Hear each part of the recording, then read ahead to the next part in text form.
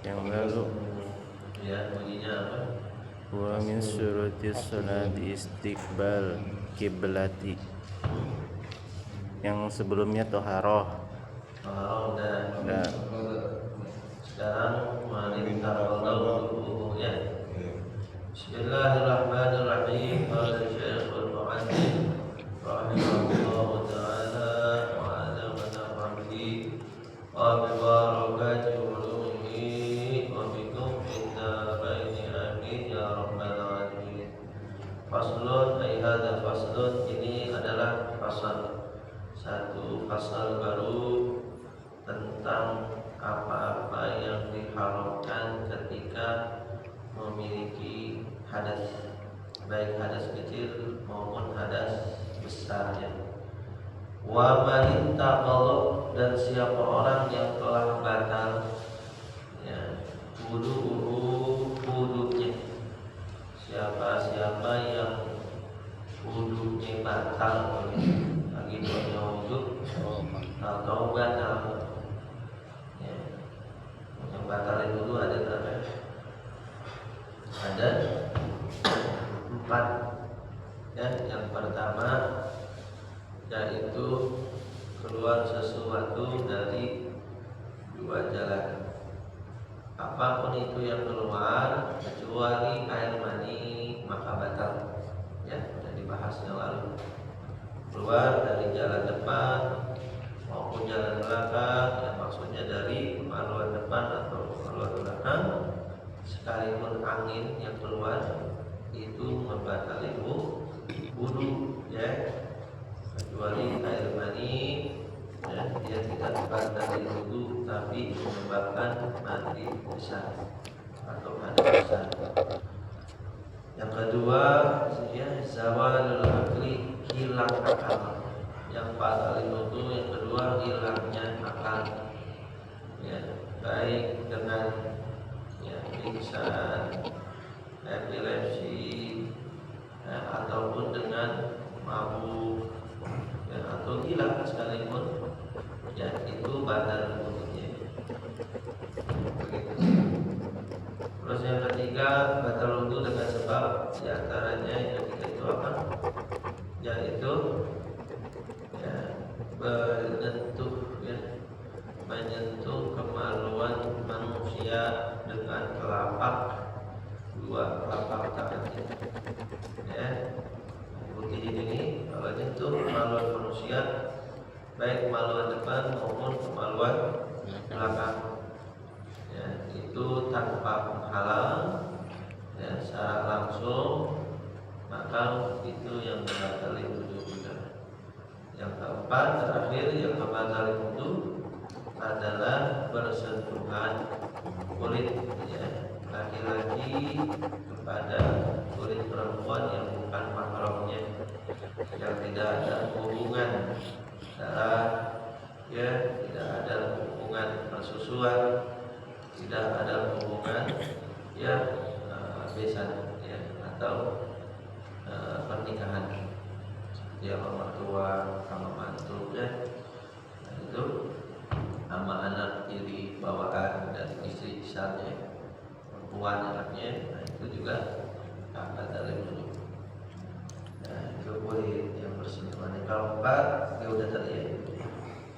Nah itu ketika siapa orang yang wudunya udah batal, maka haruma alaihi sholatu, haram tuh, menjadi haram alaihi atas dia ya, yang tadi wudunya batal, as-sholatu, melakukan sholat gitu ya, baik sholat sunnah maupun sholat jenazah ya, apalagi sholat wajib, apapun bentuknya itu sholat ya, maka itu ketika wudunya udah batal haram, nggak boleh melakukan sholat ya, itu bukan dapat pahala malah dapat dosa.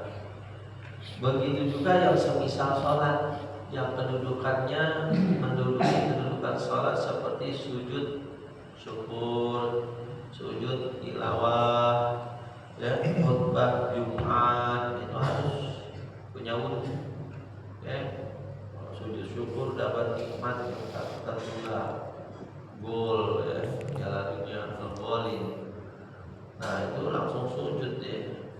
Padahal itu sujud syukur itu ya kedudukannya seperti sholat, harus menghadap kiblat, menutup Allah, ya, harus punya wudu. Kalau dia tadi udah batal wudhunya, maka haram dia melakukan sujud syukur. Ya begitu, kecuali dia udah tahu mana kiblat Rasulullah. Nah ini kalau aurat tutup nih, ya enggak pakai pos kaki apa, lewatin apa dan pul, tanahnya juga tutup dah auratnya, cakep intinya, wudhu punya. Nah, terus dia mau golin tuh, atau temennya golin sujud syukur, silakan kalau memenuhi syarat begitu. Tapi kalau aurat kemana-mana, wudhu kagak tahu punya apa kagak, ya iya haram. Ya, bukan pahala yang dapat, karena itu ibadah yang fasidah, ibadah yang rusak itu menyebabkan dosa, ya bukan yang dibenarkan. Ya, makanya kita harus tahu ilmunya.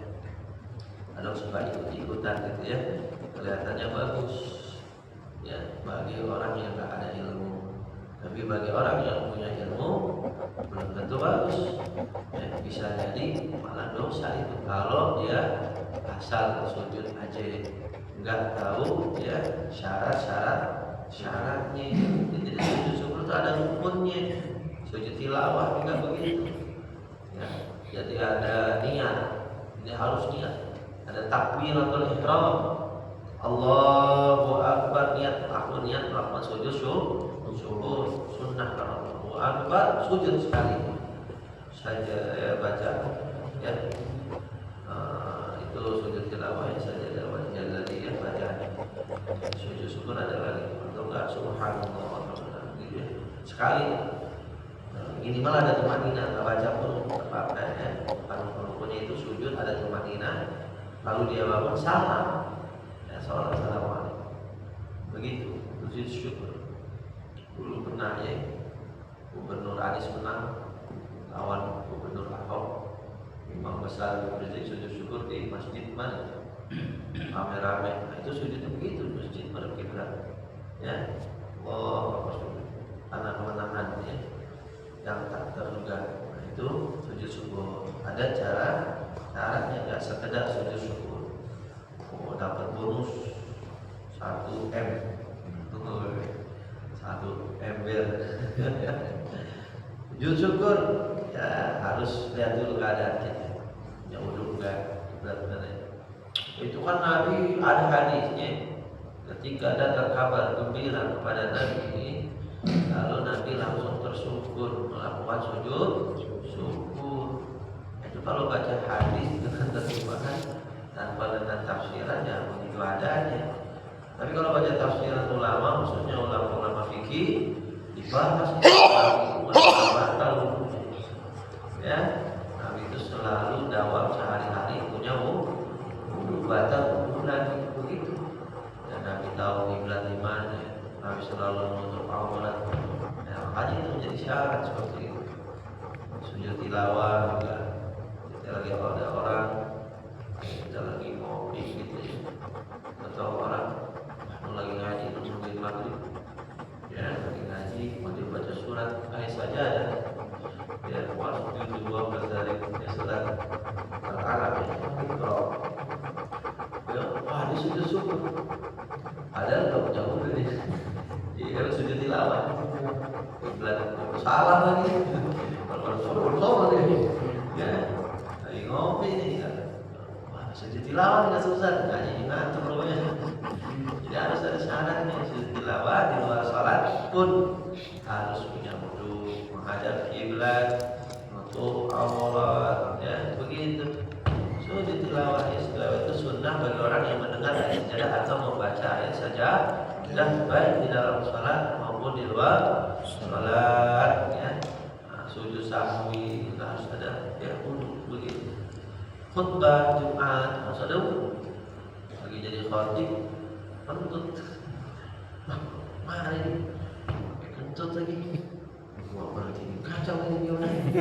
Ya. Terusin aja dah, agak sah itu. Dosa aja. Ya. Lalu gimana jamaah sholat? Ya udah jamaah nggak tahu kan, sah-sah saja. Ya. Jamaah nggak tahu ya sah. Begitu. Kecuali dikasih tahu sih, maaf punya tadi saya bahkan ke belakang. Nah, makanya masjid itu harus ada yang ya paham satu aja, yang benar-benar dia bisa badalin ketika khotib datang atau khotib tengah khutbah batal. Nah, khotib dia tahu ilmu alam kuana batal. Terusin. Kalau yang tadi di depan itu ustadznya dia dengerin dari awal, kita terusin. Tapi kalau dia tidur tuh tadi nggak dengerin, ulang lagi dia harus ulang. Ya, begitu. Ya. Jadi sebenarnya dicantiin, gitu ya. Ada kan ini berat ini, jadi khutbah, ya batal misalnya gitu. Mana ya? Malu gitu kan. Makanya ya, jangan sampai batal. Gimana dari rumah udah habisin ya. Buang air segala macamnya. Jadi keadaannya udah kondusif. Jangan sampai kejadian yang begitu. Tapi sumpah untuk kejadian nah itu harus ada. Ya, begitu yang badalin. Jadi nggak pakai yang untuk badal itu dia memang dengar imam. Ya, biasanya imam merawati. Ya, makanya merawati itu perlu paham. Ilmu ya, Jumat, khutbah Jumat harus ngerti dia. Ya, jangan cuma bisa imam doang. Ya, waduh kafiin lah. Gimana tadi ya? Ngerti dia rukunnya. Ya, kalau begitu gimana? Ya udah, waktu ini ya dia duduk lagi, ulang lagi dari awal. Ya, begitu. Ya, jadi itu yang seperti sholat, sujud tilawah, sujud syukur dan khutbah Jumat. Jadi haram kalau wudunya tidak batal melakukan hal itu. Wa tawafu juga menjadi haram atasnya melakukan tawaf. Ya lagi tawaf, udah tinggal ya paling berapa meter lagi? Ya 7 kelilingan di tawaf nih. Ya, berarah lawanan jarum jam. Ya, jam sini ke kemari kan. Nah, itu sebelah kiri itu Ka'bah. Ya depan lagi tuh, udah tahan-tahan nih. Keluar juga langit. Terus bagaimana batal? Ya, mundur dia pulang lagi. Mau tawaf ya, terus persiapannya juga masih benar, jangan asal aja. Capek di dunia, gitu. Ya, tawaf itu kedudukannya juga sama seperti sholat, hanya saja kalau tawaf halal ngomong, kalau sholat ngomong batal. Ya, haram ngajar-ngajar dari sholat ngomong haram batal. Kalau tawaf itu tawaf nih, sambil ngomong, tawaf teman-teman lamanya sambil menulis ngobrol ya sih jadi, cuman makruh. Ya, sebenarnya zikir aja, zikir ya atau baca Quran ya begitu. Itu nih ya, tawaf harus kalau batal tentunya ya tawafnya haram kalau diteruskan begitu. Ayo tahu semeter lagi, karena ada garisnya deh, kita ada garisnya tuh, semeter lagi kok nyemput ya kan. Kalian aja gitu terjadi begitu, udah diterusin. Wa hamlul mushaf, dan membawa mushaf. Ya. Mushaf itu yang dimaksud dengan mushaf apa?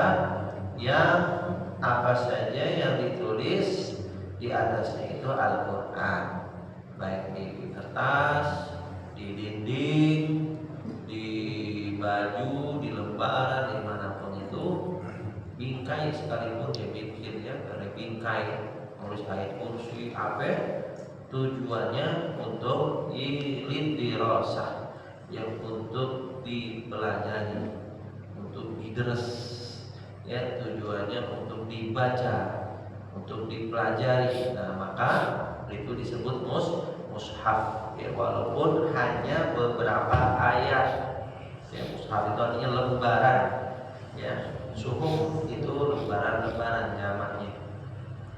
Nah dia membawa mushaf, kalau wudunya batal haram dia membawa mushaf. mushaf. Begitu. Kalau memang situ mushaf tujuannya ditulis untuk dibaca, ya, dipelajari. Tapi kalau dia tulis ayat tujuannya untuk, ya, lilwiqayah, ya, untuk penjagaan, ya, seperti zaman dulu itu anak kecil tuh, anak bayi suka ditulisin ayat kursi, al-falaq, an-nas, ya, di kertas, dilipat-lipat, dibikin kalung atau dipakai peniti, taruh di bajunya. Fungsinya apa? Fungsinya bukan untuk dibaca, bukan untuk dipelajari, tapi untuk diminta keberkahannya, untuk penjagaan ini anak dari musibah, dari, kalau bahasa kampungnya, kuntilanak. Iya, dari jin, ya, jinnya perempuan, jinnya anak-anak bayi, anak-anak kecil. Suka dia tuh mainin anak-anak bayi. Kalau kita bawa bilang sawan atau apa, ya, nangis kagak berhenti, matanya melotot, Insya Allah. Nah, anak kecil kan kagak bisa baca, makanya tulisin, nah, gitu. Nah, kalau itu nggak apa-apa, ya, kalau itu istilahnya kita pegang, nggak ada wudu, nggak apa-apa, cuman afdalnya pakai wudu, karena itu bukan mushaf, ya. Itu sekedar tulis, minta barokah atau penjagaan. Tapi kalau tujuannya untuk dibaca, ya, untuk dipelajari, maka harus dia ada wudu membawanya, ya, begitu. Nah, ya, walaupun tiang amud, ya, sebutkan tiang itu ditulis kaligrafi, tujuannya buat dibaca, misalnya, ya, atau lauh, ya, kalau lauh itu papan tulis. Kalau zaman dulu batu tulis, ya, jangan batu gitu, papan, ya, atau jildan atau kulit atau kertas, ya, atau apa saja yang bisa ditulis. Nah, dikecualikan tadi kalau itu untuk tabarruk, ya, yang biasanya digantung di kepala anak kecil, ya, untuk keberkahan, atau ditaruh peci. Kita pakai peci, ada ayat Quran untuk penjagaan kita kemana-mana, taruh sini untuk dibaca kemana-mana biar aman, atau taruh di helm, ya, kemana-mana, ya, atau taruh di dompet. Itu dompetnya jangan ditaruh di pantat, di tas, ya. Ada kan juga suka nulis Bismillah bulan Muharram kemarin, ya, 100 sudah Bismillah, banyak dompetnya harus bulat, ya, harus ada lubangnya. Tujuannya untuk tabaruk, ya, untuk minta perlindungan sama Allah.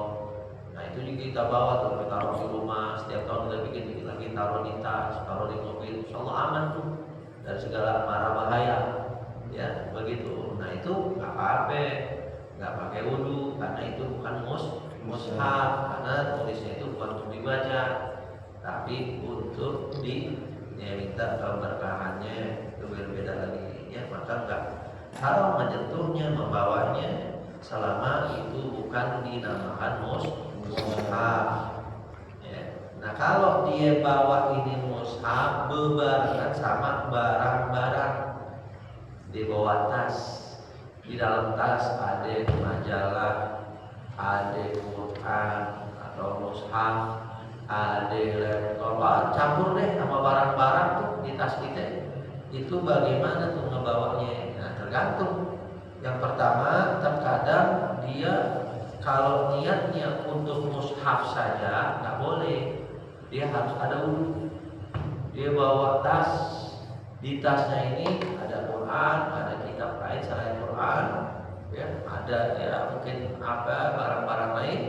Kalau dia tujuannya saya bawa tas ini, niatnya hanya untuk membawa Quran saja, maka harus punya wudu. Haram kalau enggak, ya, wudunya batal di bawah-bawah, ya. Yang kedua, terkadang niatnya tujuannya untuk barang-barang saja. Saya niatnya, ya Allah, membawa barang-barang selain Quran, walaupun di dalamnya ada Quran, maka boleh itu, ya. Ketika dia wudunya batal, nah, dia boleh, ya, membawa tas yang ada ya barang-barangnya selain Quran tuh, tapi niatnya ya membawa barang-barang saja. Yang ketiga niatnya dua-duanya. Saya niatnya bawa Quran juga, bawa barang-barang juga. Nah ini ada khilaf ulama. Menurut Imam Ahmad bin Hajar atau terkenal Imam Ibni Hajar, ya itu kagak boleh wudu pakai wudu. Ya, tapi menurut Imam Romli boleh. Ya, Imam Romli niatnya dua-duanya, ketika wudunya batal boleh dibawa. Itu silakan pilih ya. Biasanya kalau ada khilaf menurut Imam Ibn Hajar sama Imam Romli, guru-guru kita memilih kepada Imam Ibn Hajar. Ya, karena beliau lebih kepada kehati-hatian dan hidupnya lebih sederhana dan lebih muhibbin kepada keluarga Nabi, begitu kan. Nah, yang keempat terkadang dia tidak niat salah satu dari keduanya. Ya, dia nggak niat membawa, ya, nggak niat membawa barang, nggak niat membawa, ya nggak bawa tas, nggak ada niatan gitu. Ya, mutlak aja lepas nih, nggak ada niatan. Maka juga dahilah Ibnu Hajar kagak boleh. Ya, begitu. Imam Rabi boleh. Nah itu ya membawa mushaf. Kalau ya kita Yasin tuh, Yasin kan untuk dibaca ya mushaf. Ya cuma Yasin sekarang tuh yang kadang suka dapat ya hadiah dari acara-acara tahlilan. Nah itu kan ada terjemahannya, ada ya, tahlil, doa-doa bukan Quran, jadi campur. Nah kata ulama kalau dia lebih banyak selain Qurannya, maka membawanya boleh tanpa wudu, walaupun ya afdalnya pakai wudu. Quran terjemahan itu kalau dihitung itu lebih banyak terjemahannya. Kitab tafsir atau Yasin kita biasa pegang ada terjemahan ada selain Qurannya. Nah itu ketika kita nggak ada wudu, ya itu hukumnya boleh selama kata para ulama kagak menyentuh tulisan Qurannya. Ya, jadi ke bawahnya ya gini gitu aja. Artinya utuh. Seandainya mau buka pun jangan nyentuh ayatnya, gigirannya dia pegang. Nggak ada wudu tuh. Boleh karena dia lebih banyak selain Qurannya. Tapi kalau nyentuh pun langsung begini nih ayat Qurannya, nah, itu harus ada wudu. Haram nih kalau nggak ada wudu. Tapi kalau membawanya secara utuh, ya, selama itu lebih banyak daripada selain mushafnya, maka boleh ya gitu. Tapi kalau toh Quran, nah itu nggak boleh. Ya, murni dalamnya Quran atau ada sedikit-sedikit selain Quran tapi lebih banyak Qurannya, maka itu mushaf sudah murni. Nah, itu ketika kita bawa harus ada wudu ya. Haram itu kalau wudunya batal diterusin. Nah, cuman nggak juga ketika lagi kita bawa batal kita taruh bawah ya. Nah, ya kita taruh amankan tempatnya tinggi bawahnya begitu. Nah, terus wamas suhu dan menyentuhnya, ya menyentuh Al-Quran. Kalau wudunya batal, ya haram menyentuh Al-Quran atau mushaf tadi, ya mushaf lembarannya, ya kertasnya atau bagian pinggirnya, ya begitu. Kecuali untuk darurat kepepet kita main Quran lah di lantai, lah di tanah, lah di jalanan, di bawah. Itu Quran murni angkat sudah. Jangan pakai ngambil bulu dulu kita. Bulu terinjak-injak apa? Nah itu darurat kepepet. Gak apa-apa, kalau maaf itu taruh seperti ya kalau habis itu dulu baru taruh yang kaki tempatnya. Begitu ya. Jadi menyentuh mushaf. Ya di situ kalau Quran mushafnya murni nggak ada campurannya, hatta kertasnya nggak ada tulisannya, ya, atau nih apa talinya udah nempel ke mushaf, kulitnya, bahkan kotak tempat Quran, bahkan di meja yang ketika ditaruh Quran murni, oh, itu udah nyantut namanya tempat taruh Quran. Kita megang begini, nyentuh nih, kudu ada wudu, begitu tuh, ya. Kecuali tadi ini udah bercampur, bukan murni Al-Quran, itu tadi pembahasannya sudah. Nah,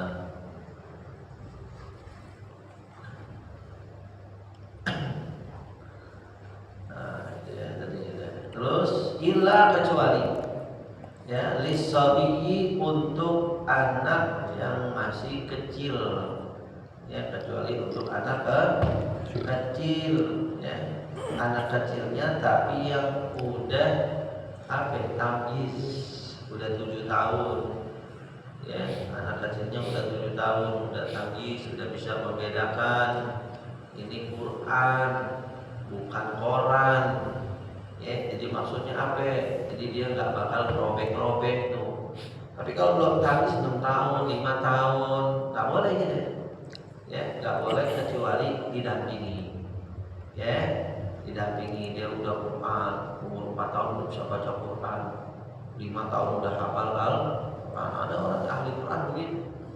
Nah itu bagaimana? Nah, kalau anak yang belum habis, ya tetap itu dia harus didampingi ketika menyentuh atau membawa mushaf, ya, atau Al-Quran, ya, sebab kalau ada 5 tahun itu, ya, kalau lagi datang halnya lagi ngambek gimana, Al-Quran main timpuk baik ya, dirobekin apa. Tapi kalau 7 tahun benar-benar nanti nggak apa-apa walaupun tanpa pengawasan, ya, itu bedanya anak kecil yang udah tamyiz sama yang belum tamyiz, ya. Jadi kalau belum tamyiz haram, ya, dia menyentuh atau membawa Al-Quran kecuali didampingi sama yang udah dewasa, ya, sama gurunya, orang tuanya, baru apa-apa begitu, ya, kecuali anak kecil tadi yang memang dia belum balik tapi udah tamyiz, ya, dia nggak punya wudhu, itu nggak apa-apa. Dia pegang atau dia menyentuh mushaf. Ngerti nggak nih? Ngerti ya, harus tengah ngantuk kita ngaji ini.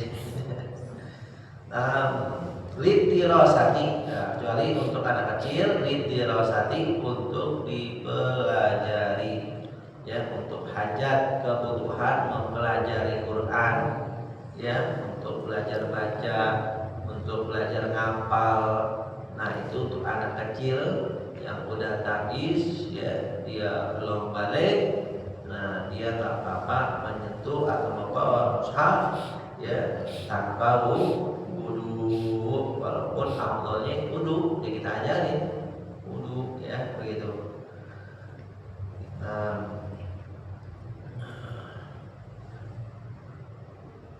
Tapi kalau dia bukan untuk belajar, anak kecil nih, bukan untuk belajar baca, bukan untuk belajar ngapal, yang udah tamyiz sekalipun gitu, ya. Nah itu cuma sekedar main-main doang, haram, ya, nggak boleh.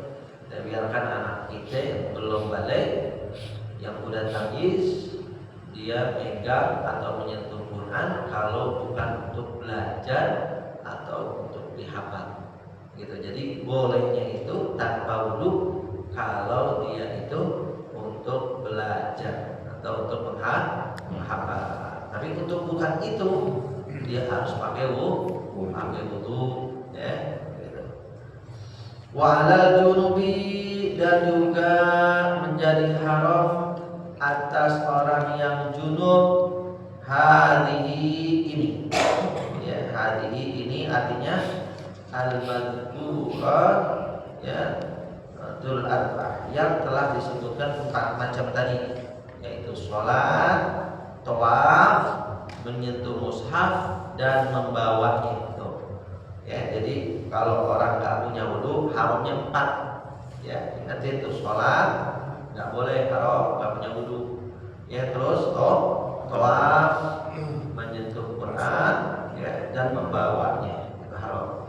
Dan juga haram atas orang yang junub punya hadas besar, ya, baik dengan sebab berhubungan badan sekalipun nggak keluar air mani, ataupun dengan sebab keluar air mani sekalipun tidak berhubungan badan, ya, atau dengan sebab ya hadas besar itu ya diantaranya ada yang mengatakan meninggal dunia, ya.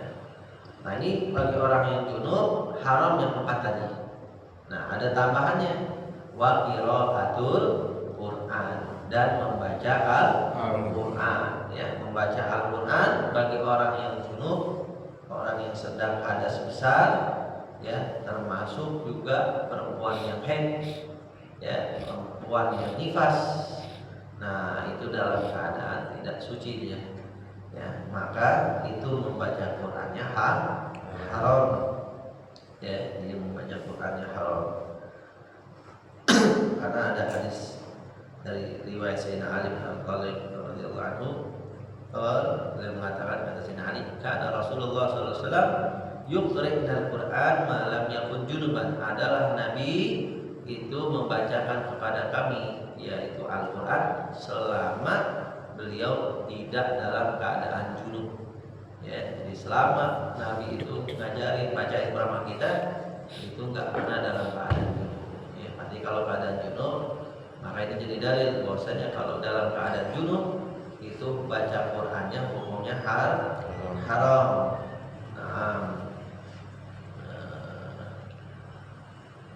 Nah, di sini ada syarat, ya. Diharamkannya Quran itu, ya, hanya saja diharamkan Quran itu, ya, dengan beberapa syarat ketika dia dalam keadaan junub. Pertama, haramnya itu kalau dia tujuannya adalah membaca Al-Quran. Perempuan lagi haid, tujuannya membaca Quran, haram, ya. Atau tadi ada orang berhubungan badan sama istrinya, suami ini baca Quran, tujuannya baca Quran, haram. Itu yang pertama syaratnya, ya.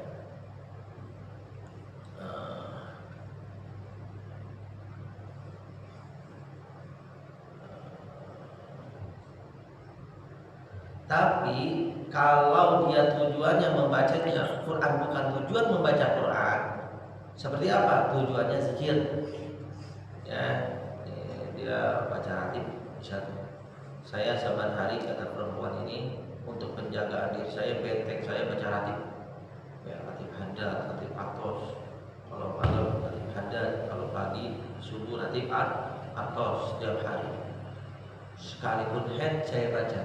Kan ada Quran, ya, niatnya tujuannya zikir, maka boleh, ya, boleh dia baca. Atau tujuannya bahwa yaitu memberikan nasihat. Kebetulan ada salah satu murid datang ke rumah gurunya minta nasihat karena dia mungkin habis ada masalah atau melakukan maksiat atau apa. Datang sama guru, ketok-ketok malam-malam atau ada urusan hari ini ibu tambah minta nasihat.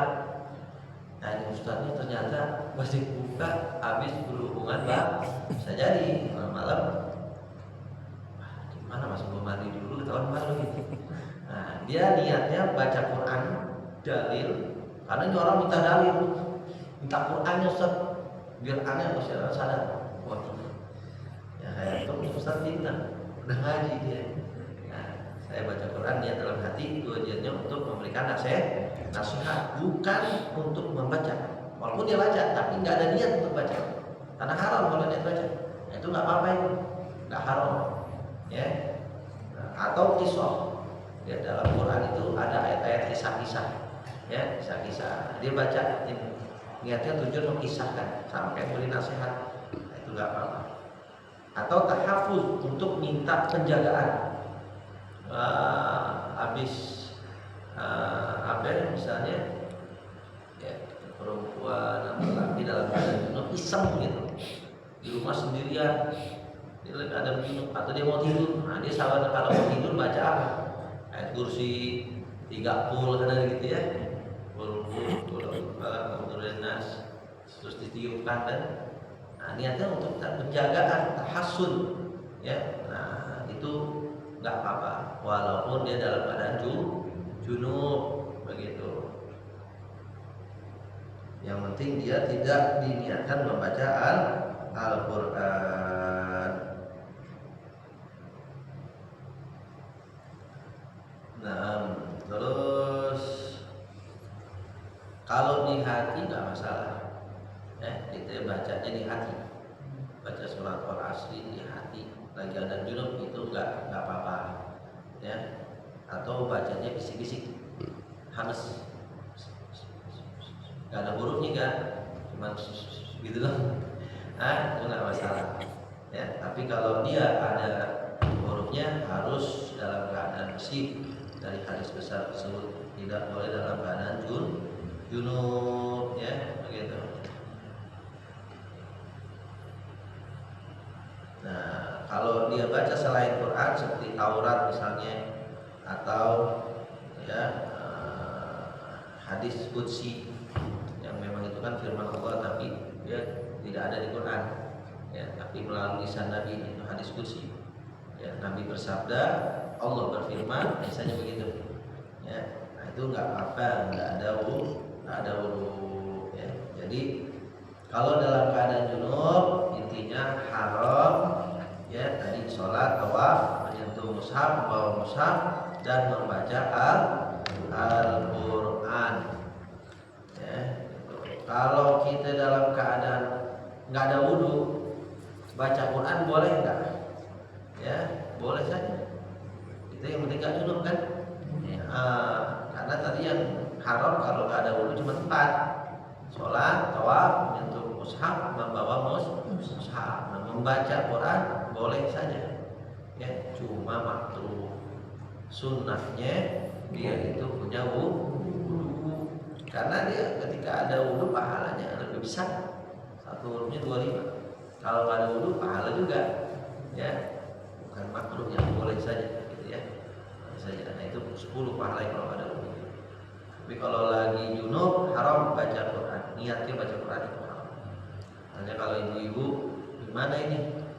Ya kata ustazanya boleh Pak. Ya kata ustazanya boleh kalau lagi haid belajar baca Quran. Itu niatnya bukan baca Quran tapi belajar. Ya. Karena kalau mungkin dia nggak belajar lagi head lama bisanya, sedangkan dia lagi ngejar target ya, bisanya biar bisa, apalagi orang yang hafal Quran, ya orang yang 30 juz saja hafal Quran itu minimal sehari 5 juz harus diulang, ya.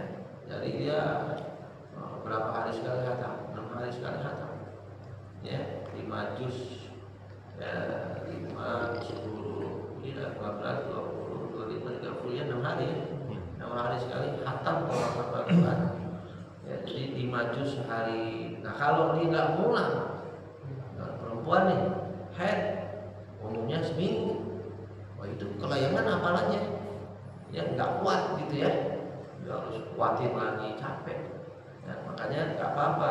Kenapa? Karena tadi untuk mengulang hafalan, niatnya untuk menguatkan hafalan biar tidak hilang, ya biar tidak lupa, maka ulama nggak apa-apa walaupun dia dalam keadaan haid. Cuman mesti bisa-bisa kalau dia dalam keadaan haid dia belajar Quran, Qurannya jangan yang murni, ya harus yang ada terjemahannya, dan itu pun jangan menyentuh langsung ayatnya, ya membawa atau megangnya dari pinggir itu nggak masalah. Kata nyentuhnya pakai kalam atau pakai pulpen disentuh gitu langsung tuh, itu nempel sama aja, nyambung ke jari gitu, nggak boleh, ya. Jadi jangan disentuh. Padahal kalau belajar Quran mesti ditunjuk gitu ya. Padahal tuh kalau ditunjuk itu jadi tambah lama. Kalau kita tunjuk tuh, nah, kecuali udah lansia, udah emang kalau nggak ditunjuk kabur mana-mana badannya. Ya kalau nggak ditunjuk, kita mau langsung ini maksudnya ke bawah udah. Lain lagi itu ada. Tapi kalau yang masih normal, masih muda apalagi jangan biasain tunjuk. Karena kalau kita tunjuk itu memperlambat mata kita ini. Jadi kalau kita belajar baca Quran itu ada istilah itu Ya kalau saya dulu belajar qiraat itu ada LCTB, lancar, cepat, tepat, benar.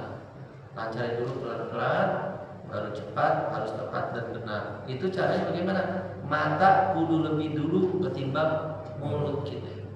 Jadi kita baca bis, mata udah di mil.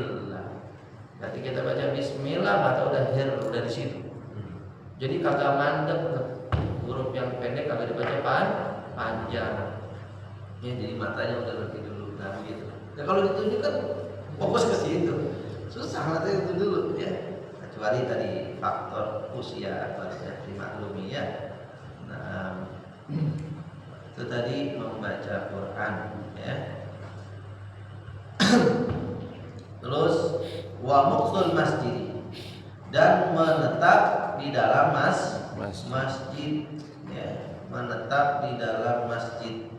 Nah itu nggak boleh orang lagi dalam keadaan junub ya, lagi dalam keadaan junub ya, punya hadas besar, itu yang nggak boleh itu diantaranya ya, berdiam diri dalam masjid. Jadi ada 6 ya.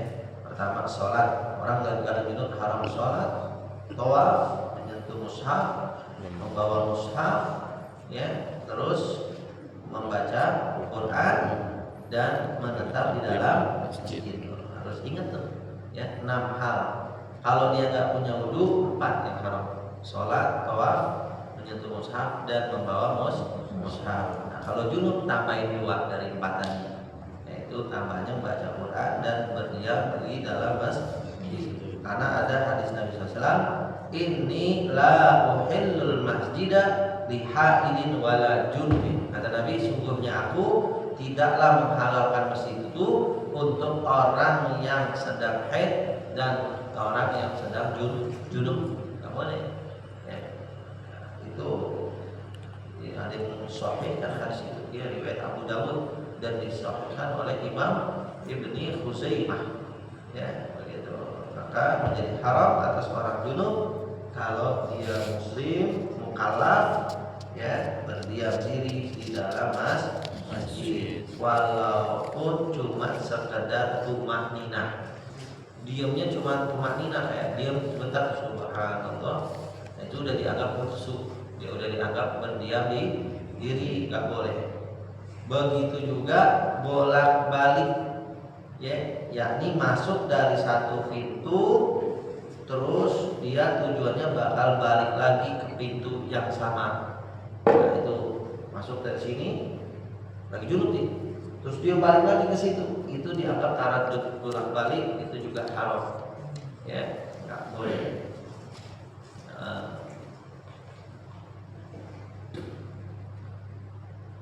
Adapun kalau cuma sekedar lewat gitu ya, lewat itu masuk situ keluar sono ya, nah itu boleh hukumnya ya, masuk dari pintu satu keluar pintu yang lain banyak fayus, maka hukumnya boleh. Jadi ada yang namanya muksu, ada yang namanya murur, lewat. Muksu itu menetap walaupun cuma sekedar tumaninah. Nah, tapi kalau lewatnya bolak-balik mondar-mandir dengan ya masuk pintu satu keluar pintu yang sama, nah itu dianggap kayak musuh haram. Tapi kalau cuma murur doang sekali lewat dengan pintu yang berbeda keluarnya, maka itu masih boleh bagi orang yang junub ya, begitu ya. Musul masjid, kecuali darurat ya, kebanjiran. Ada tuh di masjid ya, masjid mana yang namanya tuh ya, daerah belakang PLN hack ya, anak suka kadang nurusin bapak anak jadi khatib di situ masjidnya ya, namanya lupa gitu ya, Tenggara. Nah itu dia masjidnya jadi tempat ngungsi kalau banjir karena di bawah itu banjir, bawahnya itu pinggir tol kali itu banjir seadanya. Kalau ngungsi udah di masjid itu ya, banyak masjid. Itu bagaimana yang lagi duduk malam-malam habis dia berhubungan badan tidur banjir, mau nggak mau ngungsi kagak ada tempat lain kecuali di masjid darurat ya. Udah kagak apa-apa ya. Cuma kalau ada kamar mandi jangan mandi di situ di masjid ya. Jangan diem baik ya. Kita kagak apa-apa gitu kan, hati kagak enak juga ya. Rumah Allah masih dalam keadaan gitu. Nah, kecuali darurat atau kita lagi ya perang apa tempat aman di masjid tua gitu ya, itu darurat kan nggak apa-apa. Kalau darurat mah ya itu tubihul mahdurat, membolehkan hal-hal yang tadinya dilarang. Ya, darurat itu membolehkan, yang kepepet itu menjadi boleh tadi kalau. Nah, ya, terus musul masjid ya, musul masjid. Wa alal haidi. Nah, sekarang haram atas orang yang haid, wa nufasai, dan orang yang nifas. Hadhihi yaitu adalah ini. Tadi itu yang 6 ya. Nah, jadi orang haid nifas haramnya ya sama kayak orang nggak ada wudu, sama kayak orang yang junub. Sholat, tawaf, menyentuh mushaf, membawa mushaf, ya, membaca Quran, dan juga menetap di dalam masjid. Nah, ini nggak boleh ya. Nah, ini ada tambahannya lagi. Nah, ada orang-orang sekarang nggak apa-apa dia menetap di dalam masjid ya. Yang penting kagak apa ya, kagak berceceran. Karena sekarang udah ada pembalut ya, sekalipun ya dia itu udah mau akhir-akhir bersih, biasanya udah kagak kuat, cuman kayak ada coklat apa kalau dia tuh kalau diperiksa dicolek coklat itu tinggal sedikit lagi bersih tuh, itu nggak keluar tuh. Sekalipun begitu tetap dia namanya itu masih dalam keadaan haid ya, dan gua belum mandi kan begitu ya, kalau belum nggak apa-apa ya. Jadi akhirnya gara-gara pendapat yang begitu tuh ya, orang-orang yang haid ya, dia berani masuk dalam masjid. Itu wali itu keras banget menentang itu ya, karena bukan masalah ya ngotorin atau apanya, jiwanya dia belum bersih, belum suci, itu yang dimaksud ya, makanya haram ya. Kan Nabi bilang dalam hadis itu, inilah uhillul masjida li haidin wala junubin, aku tidak halalkan masjid untuk ya, orang yang haid dan yang junub. Udah jelas itu hadisnya ya, pakai ditakwil. Ada orang-orang hati-hati kalau ya dapat fikih-fikih yang begitu. Nah, kita udah tahu sekarang ya, jangan diikutin yang begitu. Makanya perempuan itu kalau mau bikin majlis taklim, ibu-ibu kalau bisa jangan di masjid ya, ada majlis taklim ya, di mana-mana tuh orang-orang ahli fikih mereka ya, bikin majlis di samping masjid ya, dekat rumah ada tuh Masjid Al-Abrar itu ada samping majlis, itu ibu-ibu itu kalau bawa-bawa mah di masjid tadinya iya. Nah, di masjid taklim itu khusus ibu, maksudnya apa, walaupun haid hadir, nggak ada urusan ya. Nah, kalau di masjid, nah ini makanya biar untuk dia nggak kena haram ya, makanya nggak di masjid. Kalau di masjid ya akhirnya nggak bisa datang tuh ibu-ibu ya, akhirnya pas rombongan haid dia nggak ngaji, pas bersih ada aja undangan jalan-jalan, nggak ngaji ya, berarti ngajinya ya itu dia. Nah, itu tadi 6 haid dan nifas, tambahannya wasaumu, dan berpuasa ya. Qoblal inqita'i, sebelum putusnya itu darah haid ya. Jadi kalau darah haid itu belum putus, masih ada, artinya belum bersih ya, dicolek. Maka kalau udah hari ke-6 udah mulai itu setiap datang waktu sholat dia cocok, dia pakai kapas atau pakai ketupat, oh masih coklat, nah, masih hari ke-7 dikit lagi cocok bening nggak ada ya, udah putus tuh namanya. Nah, itu qoblal inqita ya, puasa haram ya, menjadi haram bagi orang haid dan orang nifas sebelum putusnya darah haid atau darah nifas ya, qoblal inqita. Apabila darah haidnya udah putus ya, itu halal baginya dia puasa sekalipun belum mandi gitu ya, sekalipun belum belum mandi ya, ibu-ibu haid misalnya Ramadan tidak puasa tuh ya, dia nyiapin itu repot, dia lihat bersih. Wah ini kalau saya mandi dulu waktu setengah jam lagi mau subuh, sahur belum siapin. Aduh ini bisa kelapa dulu nih, udah siapin dulu dah. Karena yang sah puasa ya walaupun belum mandi, yang penting darahnya udah putus. Ya kalau darahnya belum putus haram puasa bagi orang yang haid. Nanti nih ya, itu. Nah, wa tamkinuz zauji. Terus haram apalagi bagi orang yang haid? Tambahannya ya, berarti udah 7 tadi puasa gitu ya. Tambahnya puasa ya, sebelum putusnya. Nah, seandainya putus dari haid, puasanya sah sekalipun belum mandi. Yang ke 8 wa tamkinuz zauji, dan memungkinkan kepada suami, yaitu menjadi haram bagi orang yang haid adalah tamkinuz zauji, yaitu memungkinkannya bagi suami minal istimta'i, dari mengambil kenikmatan atau bersenang-senang, bima, dengan apa yang ada baina surratiha, di antara pusarnya itu si istri, warubatiha, dan antara ya lututnya istri, qoblal ghusli, sebelum mandinya istri.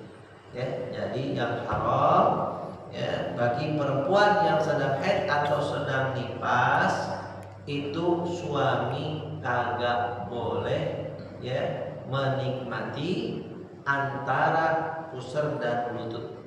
Ya, itu antara pusar dan lutut ya sebelum mandi, sekalipun ya sekalipun udah putus darahnya.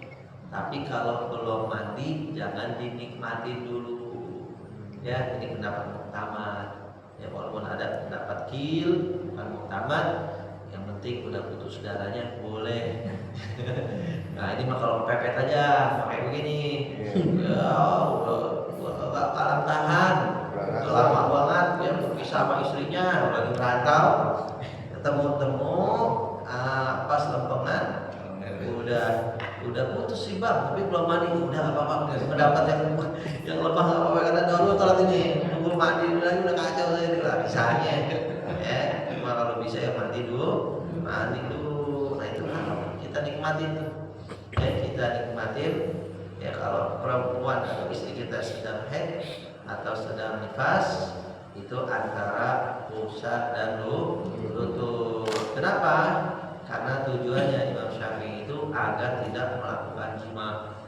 Ya, karena orang kalau udah bersenang-senang si suami ya antara pusar dan lututnya si istri, itu ngerinya kebablasan. Ya akhirnya dosa. Ya, dan ada dendanya. Ya, bayar ya. Kalau dia perempuan itu sedang haid lalu disenggama oleh suaminya, maka kalau itu dia kafarahnya ya dia bayar ya, berapa gram saya lupa, ada ukurannya ya, nggak pernah hitung itu tahun berapa, emas berapa, itu 1 koma bayarnya si fakir miskin tuh masih ya begitu.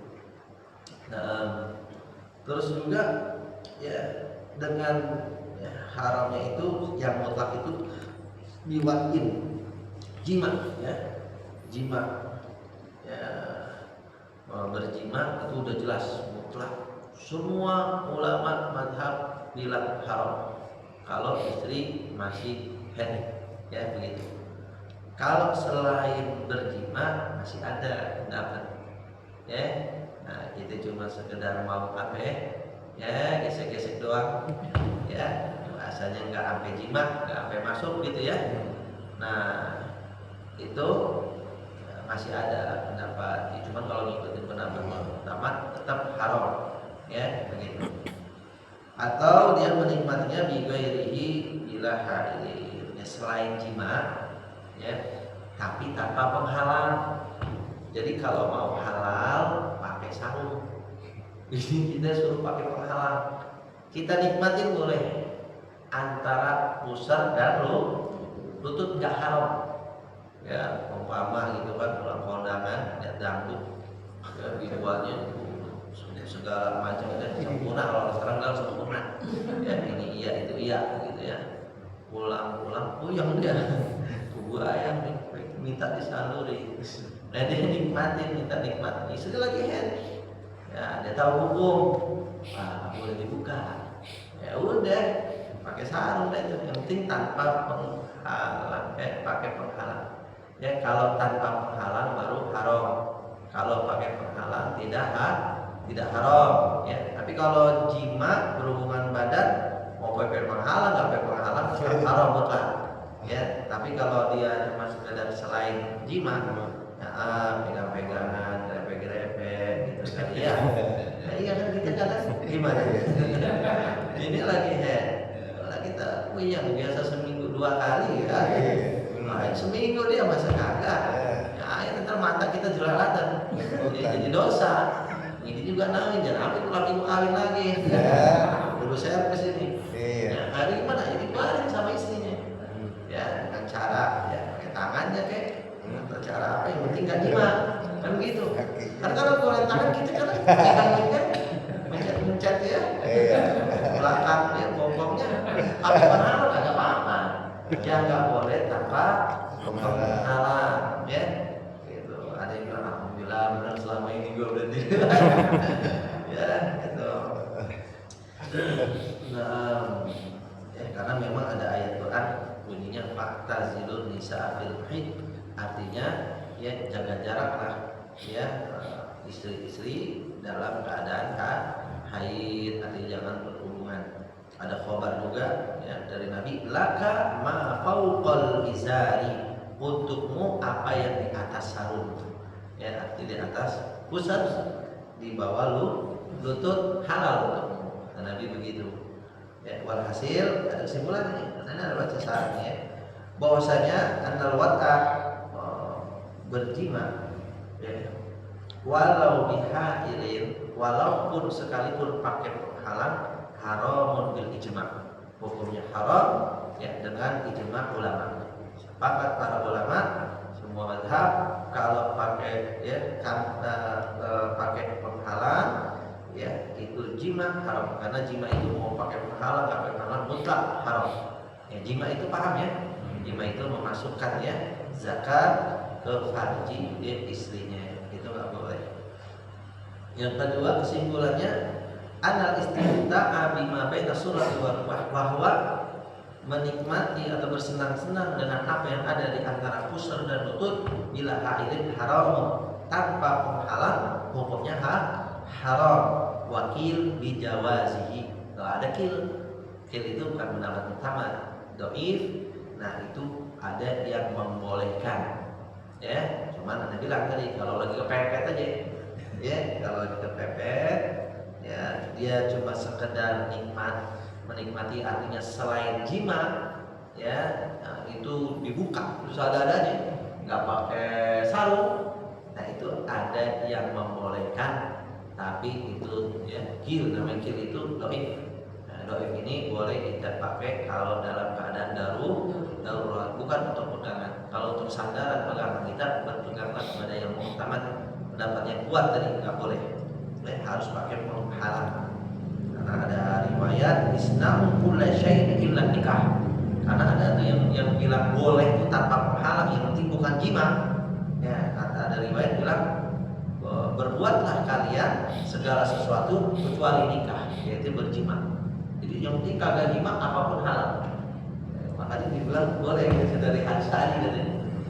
Cuman yang utamanya jangan, karena biasanya kalau gitu takutnya agak kuat ya, bininya nggak kuat, maksa ya, ngancem lagi ya, kita suruh begitu lah, mau jadi terjadi.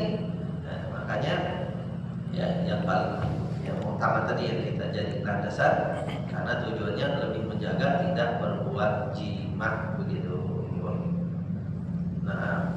Nah juga ya wa takbiruhum bil istimna, ada ulama mereka ya, para ulama mengibaratkan ya dengan suatu yang bersenang-senang itu juga yasulun nadhru wal lamsu, itu dianggap bersenang-senang bukan hanya menyentuh, tapi memandang dan menyentuh bila hailin tanpa penghalang. Jadi ngelihat pun tuh, bukan hanya nyentuh tanpa penghalang yang haram. Antara pusar dan lutut, istri lagi head itu bukan hanya disentuh yang haram ya, tapi dilihat juga ketika tanpa penghalang jadi haram. Nah, karena ulama mengibaratkan ya meliputkan gitu ya, mengikutkan bahwasanya an-nadhru wa lamsu bila hailin wa wal aujah ya, nah gitu ya, itu dianggap aman. Wa anal istina bima baina surur wa ma'adil maka istina bi surat wa habil rubah. Nah, adapun bersenang-senang dengan yang ada antara pusar dan lutut disertai dengan penghalang, begitu juga bersenang-senang dengan pusar dan apa yang ada di atasnya, dan dengan lutut dan apa yang di bawahnya, artinya selain ya pusar dan lutut, jaizun itu boleh karena ada khabar hadis tadi laka ma fawqal izar ya, untuk menghalal apa yang ada di atas sarung tadi ya. Wa mahalul jawaz fi ma dzukira ma lam ya'lam min adatihi annahu idza basyara wa illa harama ya. Jadi itu udah pandangan para ulama karena memandang hal itu sesuai dengan adat kebiasaan orang ya. Orang itu biasanya kalau udah bersenang-senang antara pusar dan lutut ya, udah itu tanpa penghalang biasanya keterusan. Makanya agama kasih rem ya, jatuhlah hukum haram ya, itu ijma kesepakatan para ulama ya begitu ya. Makanya kita kalau susahnya itu ini ya, kalau di rumah kan pakaiannya selebor aja saya enaknya baik. Nah kalau di head, nah kita kasih tahu pusar sampai lutut itu kudu ditutup. Takutnya kalau buka gua kepengen, begitu aja udah ngomongnya dah ya. Gua kepengen kan repot jadinya. Nah, ya itu dia bagus. Terus deh selesai itu ya. Nanti pasal baru ya. Nah, nanti wa min syurutis shalah, termasuk syarat salat at-taharatu anil najasah. Ya, intinya yang haram daripada ya orang nggak punya wudu 4, yaitu sholat, tawaf, menyentuh mushaf, membawa mushaf ya, dan juga kalau bagi orang junub tambahin 2 jadi 6 ya, 4 yang tadi tambahin 2 yaitu membaca Quran dan menetap di dalam masjid. Nah, kalau orang yang haid yang manifas itu tambahin ya 2 lagi ya, puasa sama ya membiarkan suaminya bersenang-senang antara pusar dan lutut ya sebelum mandi ya. Nah juga ini dalam kitab ini cuma sebegitu, tapi kalau dalam kitab Safinah saja atau kitab-kitab lain itu ada tambahan 2 lagi. Orang yang haid ya itu tambahannya apa, al-murur in khafat ya, al-murur di masjid in khafat al-withu, yaitu melewati masjid jika khawatir mengotori masjid ya. Jadi kalau perempuan haid kalau lewat doang ya, kalau ada khawatiran bisa netes, bisa mengotori darahnya akan ke masjid, maka haram.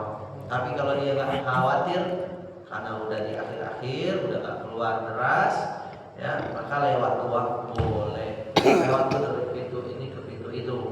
Tapi kalau balik ke pintu lagi tadi namanya menetap, itu haram ya. Tapi kalau lewat doang, nah itu kalau dia tidak ya, haramnya itu kalau khawatir mengotori. Kalau nggak khawatir mengotori, lewat doang boleh. Sama satu lagi apa yaitu talak ya, mentalak istri yang sedang haid hukumnya haram sekalipun sah talaknya ya. Kenapa haram? Karena nambahin beban istrinya, masa idahnya jadi nambah, 3 kali sucinya jadi lebih ya. Kalau lagi suci kan udah dia ya 3 kali suci dihitung itu suci, head suci selesai masa idah ya. Tapi kalau lagi head mana baru lagi headnya ditalak tuh ya, nunggu suci dulu Baru haid ini tambah banyak istilahnya. Nah itu dia nambah beban, istilahnya haram tapi sah. Ya, itu kalau menceraikan istri dalam keadaan haid ya.